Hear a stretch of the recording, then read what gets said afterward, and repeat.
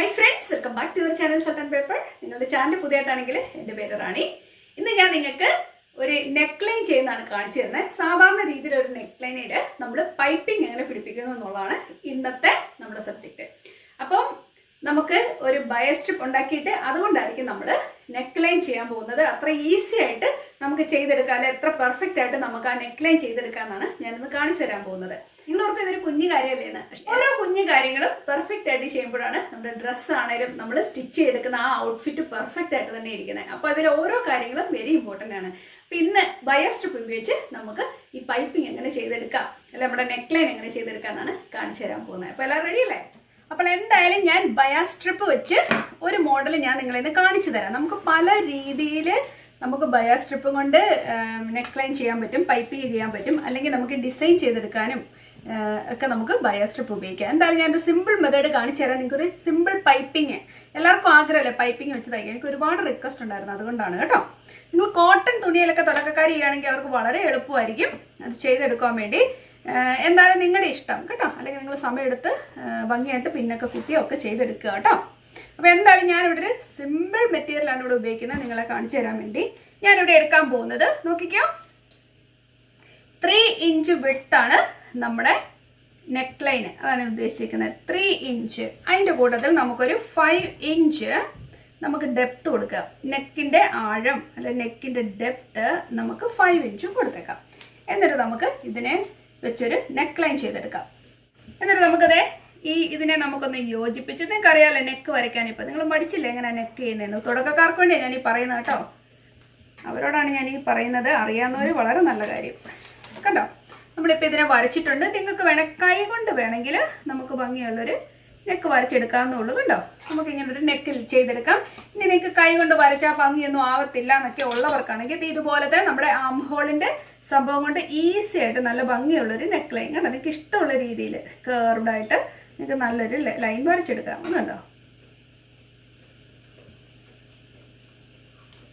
കണ്ടോ, ഇതുപോലെ നിങ്ങൾക്ക് വരച്ചെടുക്കാം. അപ്പോൾ നമുക്ക് നല്ലൊരു നെക്ക് ലൈൻ കിട്ടും. ഇതിനെ നമുക്ക് വെട്ടിയെടുക്കുമ്പോൾ നല്ല ഭംഗിയുള്ളൊരു നെക്കാണ് ഇവിടെ കിട്ടാൻ പോകുന്നത് കണ്ടോ.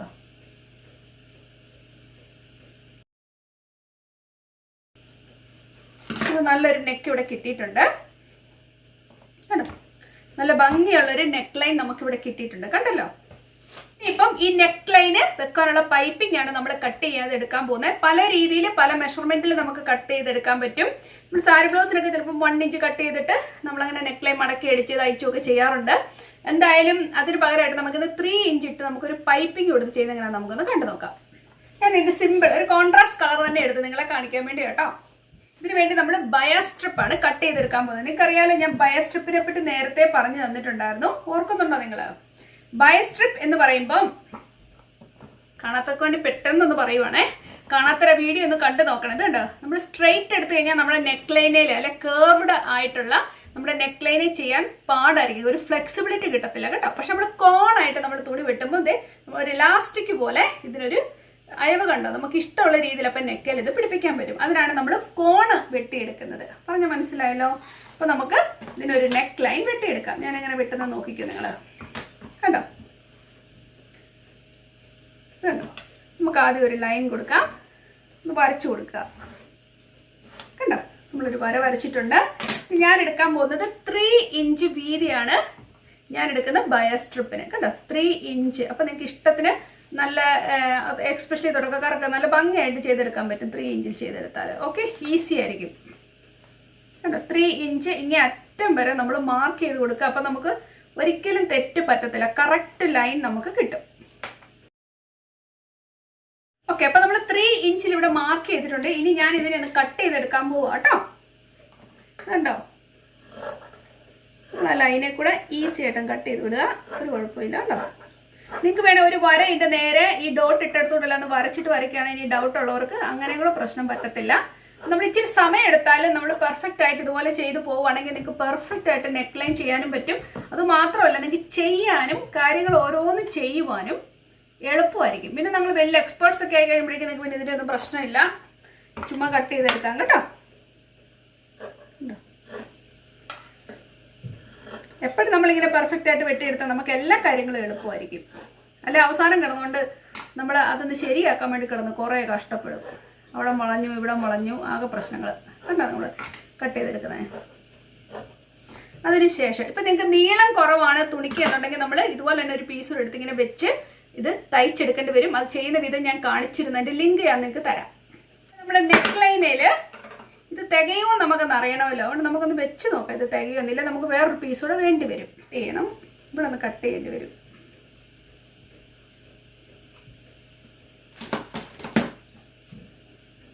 വെച്ച് കൊടുത്തിട്ട് നോക്കാം. കണ്ടോ, കോട്ടൺ തുണിയാകുമ്പോൾ നമുക്ക് നല്ല എളുപ്പമായിരിക്കും, വളരെ സ്പീഡിൽ. കാരണം ഇതിന് ഇനഫ് ഉണ്ട്, അതുകൊണ്ട് എനിക്ക് വേറെ എക്സ്ട്രാ ഇതിലെ ടാഡ് ചെയ്യേണ്ടി വരുന്നില്ല. ഓക്കെ, ഇനിയിപ്പോൾ നമ്മൾ ഇതുപോലെ ഇതിനെ പകുതി വെച്ച് ജസ്റ്റ് ഹാഫായിട്ട് ഇങ്ങനെ ഒന്ന് മടക്കും. കണ്ടോ, ഹാഫായിട്ട് മടക്കിയിട്ട് മുഴുവൻ ഇതുപോലെ മടക്കി എടുത്തിട്ടാണ് നമ്മൾ ഇതിലോട്ട് തയ്ച്ച് പിടിപ്പിക്കാൻ പോകുന്നത്.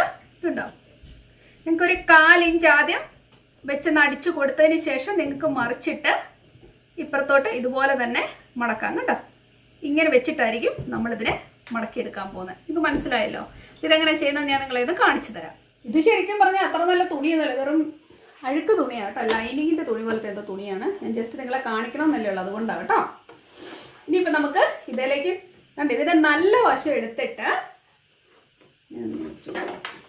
ഇതുണ്ടോ, ഇത് നല്ല വശമാണ് നമ്മൾ എടുക്കുന്നത്. അതിനുശേഷം ഈ തുണീനെ നമ്മളെടുത്ത് അതിൻ്റെ നല്ല വശം പുറമേ കാണത്തക്ക രീതിയിൽ ഇതിനെ ഇങ്ങനെ മടക്കും. കണ്ടോ, രണ്ടായിട്ട് മടക്കിയിട്ട് നിങ്ങൾക്ക് വേണമെങ്കിൽ തൂത്ത് കൊടുക്കാം, നല്ല പെർഫെക്റ്റ് ആയിട്ട് ഇരിക്കാൻ വേണ്ടി.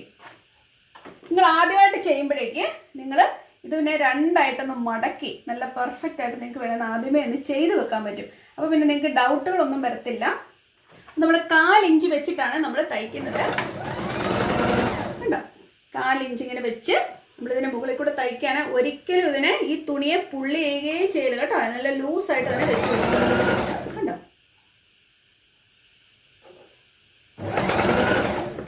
ഇതുപോലെ അതിന് ഈസി ഗോ ആയിട്ട് വെച്ച് ചെയ്യുക കേട്ടോ. വളരെ ഈസി ആയിട്ട് വെച്ച് കൊടുക്കുക. നിങ്ങൾ ഇങ്ങനെയൊക്കെ ചെയ്യുമ്പോൾ ചിലപ്പോൾ ഈ കർവ്ഡ് ആയിട്ടുള്ള പോർഷൻ ഒക്കെ തടിച്ച് നിൽക്കുക. അവിടെ ഒന്ന് ഇങ്ങനെ പ്രസ് ചെയ്ത് കൊടുത്താൽ മതി നമ്മൾ കേട്ടോ. ചുമ്മാ ഇങ്ങനെ വരുന്നുണ്ടെങ്കിൽ പ്രസ് ചെയ്ത് കൊടുക്കുക.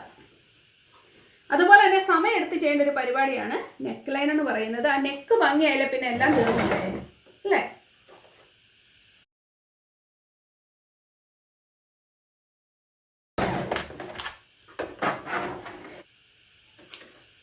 ഓക്കെ, അപ്പൊ നമ്മൾ തയ്ച്ച് കഴിഞ്ഞു. അപ്പൊ നമ്മൾ മറിച്ചിട്ടപ്പോൾ ഇത് സ്റ്റിഫ് പോലെ നിൽക്കുന്ന കണ്ടു. ഇനിയിപ്പം നമുക്ക് ഇതിനെ ഈ ഭാഗം നമുക്കൊന്ന് കട്ട് ചെയ്ത് കൊടുക്കാം. ഓക്കെ, എന്നാലേ ഇതിന് നല്ലൊരു ഫ്ലെക്സിബിലിറ്റി കിട്ടത്തുള്ളൂ, നമുക്ക് നെക്ക് നന്നായിട്ടൊന്ന് തയ്ച്ചെടുക്കാൻ പറ്റത്തുള്ളൂ. പക്ഷെ ഒരു കാര്യം ശ്രദ്ധിക്കുക, ഈ കാണുന്ന സ്റ്റിച്ചിങ് കയറി മുറിക്കരുത് നിങ്ങൾ കേട്ടോ. അതിന് ജസ്റ്റ് താഴ്ഭാഗം കണ്ടിട്ട് വേണം നിങ്ങൾ കട്ട് ചെയ്യാൻ കേട്ടോ. കണ്ടോ, നല്ല പെർഫെക്റ്റ് ആയിട്ട് നിങ്ങൾ ചെയ്ത് കൊടുക്കുക. അപ്പം നിങ്ങൾക്ക് നല്ല നെക്ക് കിട്ടും കേട്ടോ. ഞാൻ എന്തായാലും ഇത് മുഴുവൻ ഒന്ന് കട്ട് ചെയ്ത് കൊടുക്കട്ടെ. അപ്പോൾ നമ്മൾ ഇവിടെ മുഴുവൻ കട്ട് ചെയ്തു. അപ്പോൾ നമുക്ക് നല്ലൊരു ഫ്ലെക്സിബിലിറ്റി കിട്ടിയിട്ടുണ്ട്. ഇനി എന്നാ ചെയ്യേണ്ടതെന്ന് അറിയാമോ? ഇത് കണ്ടോ, ഇതിങ്ങനെയല്ല നിൽക്കുന്നത്, അങ്ങനെ തന്നെ നിൽക്കട്ടെ. എന്നിട്ട് നമ്മളിത് ഇതിനെ ഇങ്ങനെ ഒന്ന് മറിച്ചിടണം. കണ്ടോ, എന്നിട്ട് കൈ കൊണ്ട് ഇത് ഇങ്ങനെ ഒന്ന് വെച്ച് കൊടുക്കും. ഇത് നന്നായിട്ടൊന്ന് പതിഞ്ഞിരിക്കും. നിങ്ങൾക്കൊന്ന് അടിക്കാനും ഒക്കെ നല്ലൊരു എളുപ്പം കിട്ടും. കണ്ടോ, മുഴുവൻ നെക്കും ഇതുപോലെ നിങ്ങളിന്ന് ചെയ്ത് കൊടുക്കണം കേട്ടോ. അപ്പോൾ നിങ്ങൾക്ക് നല്ല ഭംഗിയായിട്ടൊന്ന് അടിച്ചു കൊടുക്കാൻ പറ്റും. മനസ്സിലായല്ലോ? ഇതുവരെയുള്ള കാര്യങ്ങൾ ക്ലിയർ ആയില്ലേ നിങ്ങൾക്ക്? ഇനി നമുക്ക് ഇതിനെ നോക്കണേ, ഇതിനെ ഇതുപോലെ എടുത്തിട്ട് നമുക്കൊന്ന് അടിച്ചു കൊടുക്കാം. കണ്ട കണ്ട, ഇങ്ങനെ അടിക്കുമ്പം നമ്മുടെ ഈ ഭാഗവും നല്ല ഭംഗിയായിട്ടിരിക്കും. നിങ്ങൾക്ക് മനസ്സിലായല്ലോ? അകവും പുറവും ഒരുപോലെ ഭംഗിയായിട്ടിരിക്കും. അപ്പം നമുക്കിതിനെ ആദ്യം ഒന്ന് തയ്ച്ചു കൊടുക്കാം. കണ്ട കണ്ട, ഇതുപോലെ നമ്മൾ വെച്ചിട്ടുണ്ടല്ലോ. നമ്മൾ അടിക്കുമ്പം ഇതിൻ്റെ അരിക് ചേർത്തടിക്കണം. എന്ന് വെച്ച് കഴിഞ്ഞാൽ നമ്മളിങ്ങനെ മടക്കി കഴിഞ്ഞിട്ട് ഇതിൻ്റെ അരിക് ചേർത്ത്, ഈ നീലത്തുണിയുടെ ജസ്റ്റ് അരിക് ചേർത്തടിക്കണം. അപ്പോഴാണ് അതിൻ്റെ ഭംഗിയായിട്ട് എൻ്റെ നടുക്കോട്ടൊന്നും പോകരുത് കേട്ടോ. ഞാൻ പറയുന്നത് നിങ്ങൾക്ക് മനസ്സിലാവുന്നുണ്ടെന്ന് കരുതുന്നു.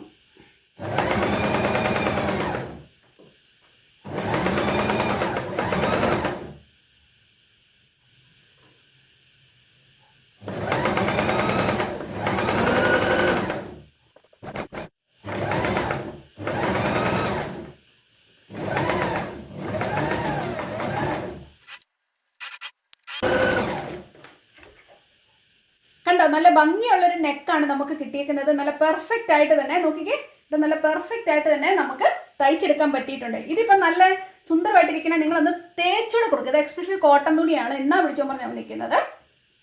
അതുകൊണ്ട് തന്നെ നമ്മൾ ഇത്രയും ചെയ്തതിന് ശേഷം ഒന്ന് തേച്ചൊക്കെ കൊടുത്തു കഴിയുമ്പോൾ ഇത് നല്ല പെർഫെക്റ്റ് ആയിട്ട് നെക്കിരിക്കും.